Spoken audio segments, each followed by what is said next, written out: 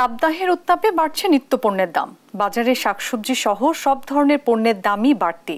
বিস্তারিত জানাতে জামালপুর থেকে যুক্ত হচ্ছেন সহকর্মী মেহেদি হাসান। মেহেদি, নিত্যপণ্যের দরদাম কেমন দেখছেন, বিস্তারিত জানাবেন।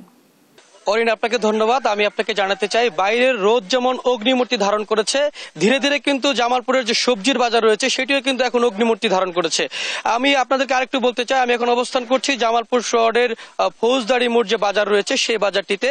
এখানে ঈদের পরে যে সবজির বাজার ছিল সেটি কিন্তু খুবই আমরা কম দেখেছি, কিন্তু এই রোদ যখন বৃদ্ধি পেয়েছে, তীব্র গরম যখন বৃদ্ধি পেয়েছে, তারপর থেকে কিন্তু সবজির বাজার ধীরে ধীরে বৃদ্ধি পেয়েছে। এর আগে যে মাছ মাংসের যে বিষয়টি, মাছ মাংসের যে দাম যে রোজার মধ্যে বৃদ্ধি পেয়েছিল সেটি কিন্তু কোনোভাবেই কমেনি।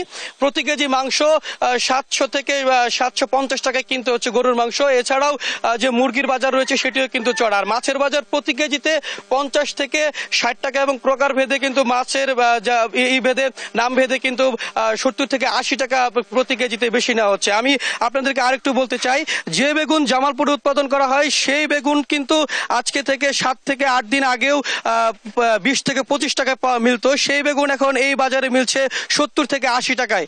এছাড়াও যে পেঁয়াজ রয়েছে সেই পেঁয়াজ কিন্তু 5 থেকে 6 টাকা বৃদ্ধি পেয়ে 55 টাকার পেঁয়াজ এখন 60 টাকায় বিক্রি হচ্ছে।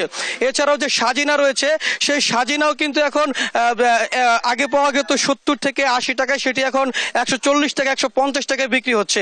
এছাড়াও যে কাঁচামরিচ রয়েছে সেই কাঁচামরিচও কিন্তু আজকে থেকে 7 দিন আগে 40 টাকায় মিলতো, সেটি এখন 70 থেকে 80 টাকায় পাওয়া যাচ্ছে। সবকিছু মিলে কিন্তু এক ধরনের নাবিশ্বাস আমরা লক্ষ্য করেছি। একদিকে যেমন তীব্র গরম, অপরদিকে যারা বিক্রেতা রয়েছেন তারা আমাদেরকে বলেছেন যে তীব্র গরমের কারণে যারা কৃষক রয়েছেন তারা সবজি ঠিক মতো তুলতে পারছে না ক্ষেত থেকে।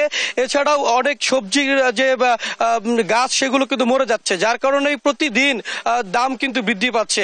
এছাড়াও সবচেয়ে বড় যে বিষয়টি হচ্ছে যে এখন পর্যন্ত কোনো বাজারে কোনো মনিটরিং ব্যবস্থা নেই।